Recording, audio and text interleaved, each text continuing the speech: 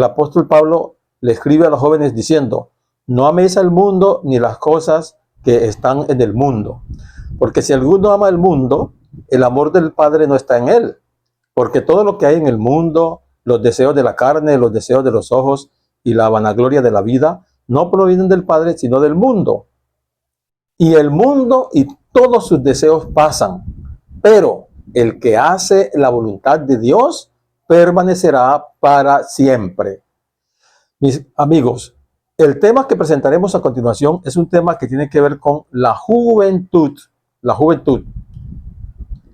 Un escritor decía, hablando acerca de la importancia de la juventud y lo valiosa que es la juventud, él decía: la juventud no es una etapa de la vida, sino que es un estado del espíritu.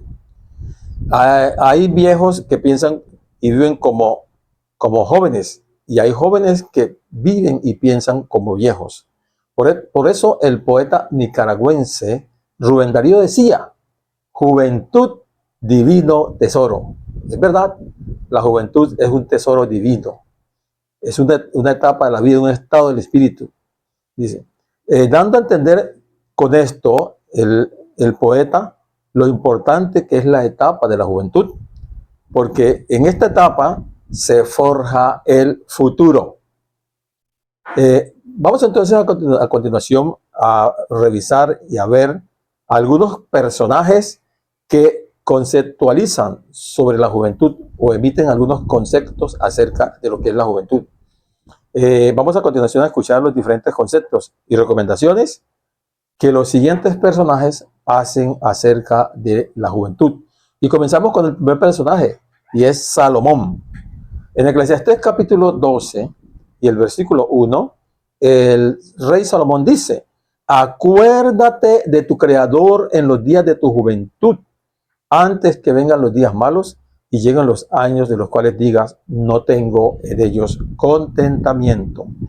Quiere decir que la juventud, dice Salomón, es una etapa donde todas las facultades del ser humano son fuertes y están bien desarrolladas. Por eso dice Salomón que es la mejor etapa para entregarle la vida y el corazón y todas las facultades a Dios. La etapa más linda y más hermosa para entregarle la vida a Dios es la juventud, así lo dice Salomón. Ahora, en este caso, la expresión sería todo nuestro ser o todas nuestras facultades, entregárselas a Dios. Ahora, muchos, cuando Dios los llama en la etapa de la juventud a entregarle y a consagrarle la vida a Cristo, dicen: yo voy a gozar primero, y cuando ya esté gastado como una pasa, le entregaré mi vida a Dios. Para algunos, a lo mejor ese tiempo nunca llegue, ¿ya? Porque la juventud plena, dice Salomón, que es la mejor etapa para entregarle la vida a Cristo. ¿Cuándo?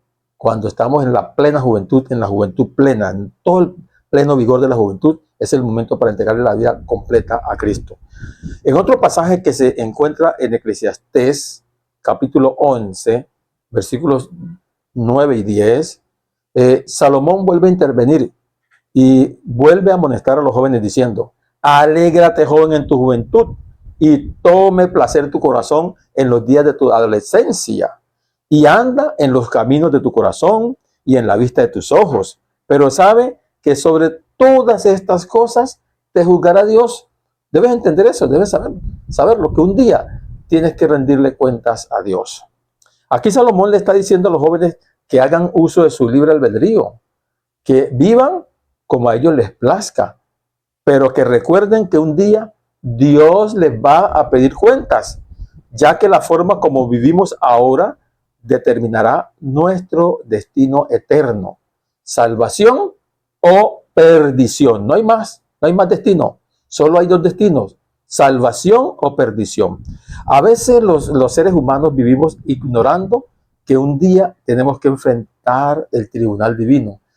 Creo y pienso que la mayoría de los seres humanos ignoramos esta verdad y esta gran realidad. Salomón continúa diciéndole a los jóvenes: quita pues de tu corazón el enojo y aparta de tu carne el mal, porque la adolescencia y la juventud son vanidad. Tremendo, ¿no? La adolescencia y la juventud son vanidad. Bueno, ahora viene una pregunta obligada, necesaria. Y la pregunta es, ¿qué es una vanidad? Bueno, una vanidad es algo efímero o pasajero.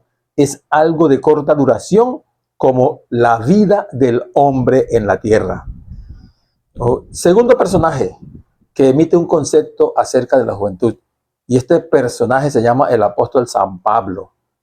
Él se presenta como apóstol de Jesucristo, siervo de Dios y apóstol de Jesucristo. En la primera carta que escribe al joven Timoteo y por extensión a todos los jóvenes de todos los tiempos y mayormente a todos los jóvenes cristianos. En la primera carta de Timoteo, capítulo 4, versículo 12, San Pablo le dice a Timoteo y por extensión a todos los jóvenes: ninguno tenga en poco tu juventud, sino sed ejemplo de los creyentes en palabra, en conducta, en amor, en espíritu, en fe y pureza. San Pablo le recomienda a Timoteo que nadie tenga en poco su juventud, es decir, que no lo pasen por alto, que no lo ignoren, que lo tengan en cuenta. Pero para que eso ocurra, Timoteo debía dar buen testimonio delante de los hermanos, para que los hermanos lo tuvieran a él en cuenta y no pasaran por alto su juventud. Quiere decir que Timoteo tenía que ser un ejemplo de los creyentes en palabra, en conducta, en amor, en espíritu, en fe y en pureza. Ahora, todos los valores anteriores son cualidades cristianas producidas por el Espíritu Santo. Es decir, el único que puede reproducir en nuestra vida y en la vida de los jóvenes estas cualidades cristianas es nuestro amado Señor, el Espíritu Santo.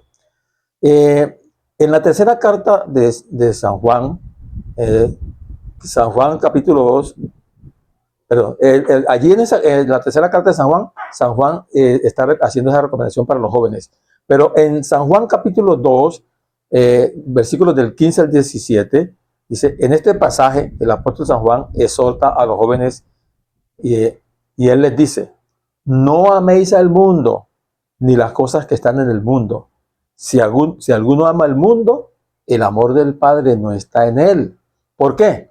Porque todo lo que hay en el mundo, los deseos de la carne, los deseos de los ojos y la vanagloria de la vida, no provienen del Padre, sino del mundo. Todo esto son vanidades que provienen del mundo. Y el mundo pasa y sus deseos, porque todas las cosas de este mundo son temporales, son pasajeras, son efímeras, pero el que hace la voluntad de Dios permanecerá para siempre. Así es que es una invitación que el apóstol Juan, inspirado por el Espíritu Santo, le hace a los jóvenes, que se aparten del mundo y sus caminos pecaminosos, porque el mundo donde vivimos es un mundo temporal, es un mundo pasajero, todo pasará. Inclusive todos los caminos del mundo que transitamos conducen a la perdición y a la muerte. Pero Juan termina diciendo que los que hacen la voluntad de Dios permanecerán para siempre. Quiere decir, mi apreciado joven, que hay un destino eterno para cada joven, para cada persona, para cada ser humano. Pero tú eres quien tiene que elegir. ¿Por qué? Porque Dios hizo al hombre y a los jóvenes con libre albedrío, con la libertad de elegir. Inclusive, te digo algo más, joven, Dios quisiera elegir por ti, pero Él no lo puede hacer, porque ese es un don, es un regalo inalienable que Dios le dio al ser humano, el libre albedrío, la libertad de elegir. De paso, saben que la libertad de elegir es una cosa muy preciosa, pero muy delicada, porque naturalmente estamos los seres humanos, por causa de nuestros primeros padres, la herencia que recibimos de ellos, estamos acostumbrados a elegir mal, pero tú tienes que elegir. Otro personaje que emite un concepto sobre los jóvenes. Ya miramos el concepto que emite Salomón, ya miramos el concepto que emitió San Pablo, miramos el concepto que emite el apóstol Juan, y ahora vamos a mirar el concepto que emite el personaje más importante para la juventud, que se llama nuestro Señor Jesucristo. Ese será el cuarto concepto y la cuarta recomendación del concepto que maneja nuestro Señor Jesucristo acerca de los jóvenes. Y en San Marcos, el capítulo 10 y el versículo 17, nuestro Señor Jesucristo dice: al salir él para seguir su camino, vino uno corriendo e hincando la rodilla delante de él, le preguntó: Maestro bueno, ¿qué tengo que hacer para obtener la vida eterna? ¿Sí? Entonces el Señor Jesús le respondió: si quieres entrar en la vida, los mandamientos debes guardar. Interesante, ¿no? Esa respuesta tan poderosa y tan interesante que Jesús le da al joven rico, porque estaba interesado por la vida eterna y le preguntaba: ¿qué tengo que hacer, Señor, para obtener la vida eterna? Y entonces el Señor Jesús le responde: si a la vida eterna quieres entrar, los mandamientos debes guardar.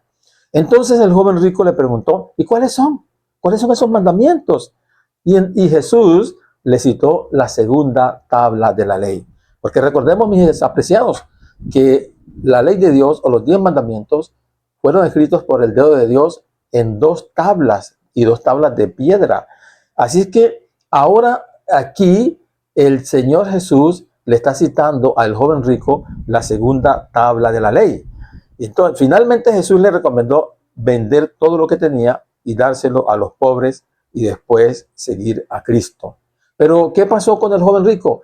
Dice que cuando Jesús le dice al joven rico: anda y vende todo lo que tiene y luego repárteselo a los pobres y ven y sígueme. Entonces dice que el joven rico inclinó su cabeza, agachó su cabeza y se fue muy triste porque tenía muchas posesiones y estaba aferrado a sus posesiones, a sus riquezas temporales. Jesús le estaba ofreciendo al joven rico las riquezas imperecederas, las riquezas eternas, pero él estaba aferrado a sus riquezas temporales y pasajeras. Mis apreciados, es interesante notar y percibir la importancia que tiene la ley de Dios en la vida cristiana, porque precisamente es la ley de Dios la que moldea el carácter del cristiano. Muy bien, así que vamos a continuación entonces a mirar quiénes fueron los jóvenes valientes. Estos fueron los jóvenes valientes. Primer joven valiente, número 1, José. Era hijo favorito de Jacob. Fue vendido como esclavo por sus hermanos. Potifar, un oficial de Faraón, compró a José en una subasta. Potifar, al darse cuenta de las habilidades de José, lo nombró mayordomo de toda su casa. Ahora, como José era exitoso y era de hermoso semblante o de hermoso parecer, la esposa de Potifar puso su mirada en él. Déjenme decirle de paso, la esposa de Potifar era una princesa, era una mujer muy hermosa, una mujer muy bella, pero había puesto su mirada en José. Y entonces, ¿qué pasó con ella? Dice, le insinuó que se acostara con ella. Le insinuó a José, ¿no? Que se acostara con ella. Entonces, José rechazó esa propuesta porque la consideró una tentación irresistible, ¿ya? Porque la princesa quería que José se acostara con él, pero José quería mantenerse puro y fiel a Dios. Y José sabía que si cedía a la propuesta de la princesa, entonces iba a pecar contra Dios y contra el cielo. Y él quería mantenerse puro y fiel a Dios. Así es que finalmente, por su fidelidad, Dios lo recompensó a José, nombrándolo como gobernador de Egipto y concediéndole como esposa una de las princesas más hermosas de Egipto. Tremendo, mis apreciados. Qué lindo y hermoso es cuando nosotros creemos y confiamos en el Señor y nos apoyamos en Él, así como ocurrió con José, que era un joven fiel, un joven temeroso de Dios, un joven que amaba a Dios, que amaba a Jesús, y un joven que estaba dispuesto a hacer la voluntad de Jesús. Y se sacrificó por Jesús, y Jesús prácticamente lo recompensó. En primer lugar, hizo que lo nombraran gobernador, es decir, el cargo más importante en Egipto después del faraón. Y además de ello, el mismo faraón le dio como esposa a una de las princesas más hermosas de Egipto, a Asena, así se llamaba la esposa que el faraón le dio a Moisés, a José, se llamaba Asenat. Muy bien. Era una distinción reservada solo para los hombres más distinguidos de la tierra. Tremendo, ¿no? Muy tremendo. Segundo, personaje de valor. Entonces, el primer personaje de valor valiente de la Biblia, primer joven valiente de la Biblia fue José. Segundo joven valiente de la Biblia, Moisés. ¿Qué hizo? ¿Qué pasó con Moisés para ser un joven valiente? Número uno, renunció al trono de Egipto para unirse con los esclavos hebreos, porque tenía su mirada puesta en el galardón. Tenía su mirada puesta en el galardón. Qué interesante lo de Moisés. Además, Moisés dijo, si yo soy faraón de Egipto, entonces voy a gobernar 50 o 60 años y voy a disfrutar de todos los tesoros de los egipcios, de los deleites de Egipto, pero 50 años y 60 años. Y después, entonces, me meterán a una pirámide donde me momificarán y ahí termina mi destino. Terrible, pero todo eso lo sabía Moisés. Entonces, Moisés, ¿qué hizo? Dijo, pero si me uno con el pueblo de los esclavos, voy a sufrir ahora, pero después Dios me va a dar el galardón, la vida eterna. Y mis apreciados, la elección que hizo Moisés es la elección más importante que un ser humano puede hacer en su vida. Y por eso ha quedado registrada en la Biblia, para que tú y yo hagamos ese tipo de elección. La elección que hizo Moisés en Egipto, dejar los tesoros pasajeros de los egipcios y apropiarse de las riquezas celestiales, de las riquezas eternas. Y hoy la palabra de Dios dice que Moisés está en el cielo, sentado en trono de oro, en la presencia de Dios, gozando de la vida eterna y los deleites celestiales. Moisés murió, dice la Biblia, y después vino San Miguel y lo resucitó. Eso lo encontramos en Judas, versículo 9. Dice, hoy Moisés se encuentra en el cielo, sentado en trono de oro. Qué tremendo, ¿no? La rica recompensa. Tercer joven valiente. Entonces, el primer joven valiente fue José, el segundo Moisés, y el tercer joven valiente es Daniel. Dice, siendo un hebreo cautivo por los caldeos, propuso en su corazón ser fiel a Dios, costara lo que costara. ¿Cuánto falta? Costara lo que costara. Muy bien. Hoy, mis apreciados, Daniel descansa en la tumba, aguardando el momento cuando el príncipe de la vida venga a despertarlo para darle su galardón y su recompensa eterna. Cuarto joven de valor. Cuarto joven valiente. Helena de White. Tremendo, ¿no? Helena de White. ¿Quién fue Helena de White? Una humilde mujer norteamericana de baja estatura, de paso, porque ustedes saben que los americanos, los gringos son de alta estatura, pero este era un caso especial, ¿no? Esta joven, Helena de White, era una mujer norteamericana de baja estatura, era de baja estatura. Nació en Gorham, estado de Maine, el 26 de noviembre de 1827. Cuando tenía entre 13 y 14 años, escuchó por primera vez al pastor Guillermo Miller predicar el mensaje de la segunda venida de Cristo. En una de esas campañas se bautizó, aceptando a Cristo como su Salvador personal. En el mes de diciembre del año 1844, recién entrada a los 18 años, tuvo su primera visión. Dios la llamó para el ministerio profético, para ser una mensajera delante de él. Así es que Dios le mostró a través de esta visión al pueblo adventista viajando a la ciudad de Dios por una senda estrecha, empinada, muy por encima de este tenebroso mundo. Ejerció un ministerio por más de 70 años. Sus escritos han sido muy útiles para guiar al pueblo remanente a la ciudad de Dios. Helena de White permaneció fiel y leal a Dios hasta el día de su muerte. Murió el 16 de julio de 1915 en Santa Elena, California, a la edad de 87 años. Sus escritos hablarán hasta que Cristo venga en gloria y establezca su reino eterno en esta tierra. Qué ministerio tan prolífico el de esta mujer, esta sierva del Señor, esta mensajera de Dios. Fue fiel y leal al Señor. Sufrió muchísimo, pero siempre fue fiel al Señor. Y hoy sus escritos están hablando. Contamos con más de 70 libros, 40 que ella escribió cuando estaba viva y más de 30 que se han escrito después que ella murió. Porque ella, antes de morir, dejó un grupo de personas llamados los fideicomisarios. Y estos fideicomisarios son los que manejan los manuscritos de Elena de White, y ella le dio autorización para que ellas lo organizaran y pudiese seguir produciendo más libros, sacando más libros de allí, de estos manuscritos. Así es que es interesante el ministerio prolífico y poderoso de la hermana Elena G. White. De paso, se cree que ha sido la mujer que más norteamericana que más ha escrito libros en Estados Unidos de Norteamérica.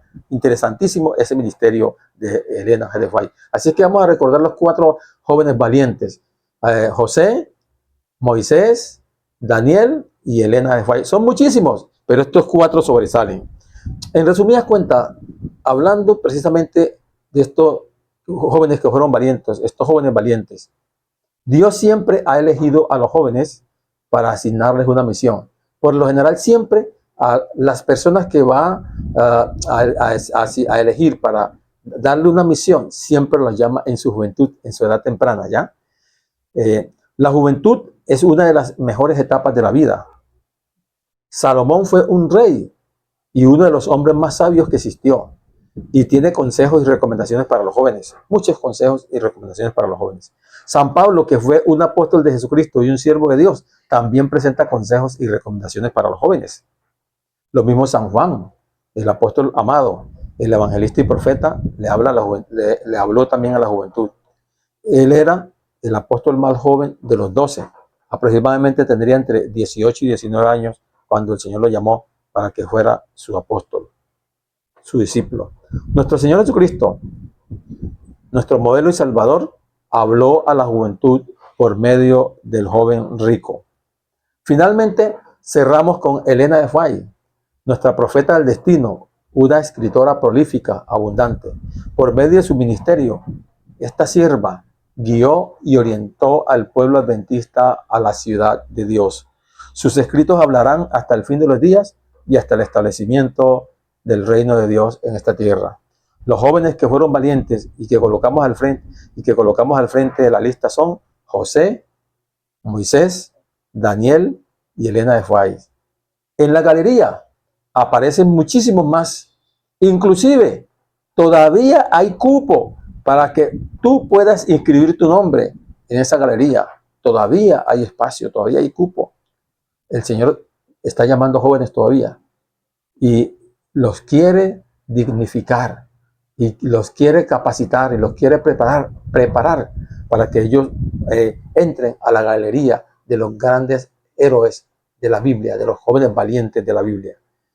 Por eso, mi querido joven, hoy el Espíritu Santo te quiere hacer un llamado, porque de paso, déjame decirte que el director de la obra misionera, del grupo pequeño de Dios, es el Espíritu Santo. Él es el director de la obra misionera y por eso el Espíritu Santo es el que siempre llama. Por eso el Espíritu Santo todavía sigue llamando a todo aquel que quiera anotar su nombre en la lista, en la galería. ¿Por qué? Porque todavía hay cupo en la lista, ¿no? No se ha cerrado todavía la galería. Para los que ya se bautizaron, el Espíritu Santo los llama para reafirmar su nombre en la lista. Es decir, nosotros que ya hemos sido bautizados, entonces el Espíritu Santo nos llama para reafirmarnos, ¿no? Reafirmarnos en la lista de los grandes héroes de la Biblia, que estamos en la galería de los héroes de Dios. Pero la lista no se ha cerrado. Para los que no se han bautizado, los llama para registrar su nombre. Ahora la pregunta que nos formula el Espíritu Santo es: ¿cuántos quisieran ahora responder al llamado que nos hace el Espíritu de Dios? ¿Cuántos quisiéramos responder a su llamado? Porque el llamado es hoy. Y por lo tanto, la respuesta también es hoy. No te tardes, porque hay peligro en la demora. Mis apreciados jóvenes, el Señor les ama y tiene planes maravillosos, planes sublimes con cada joven. Escucha la voz del Espíritu llamándote y responde al llamado del Espíritu de Dios para que tu nombre también pueda ser registrado en la galería de los grandes héroes de la Biblia.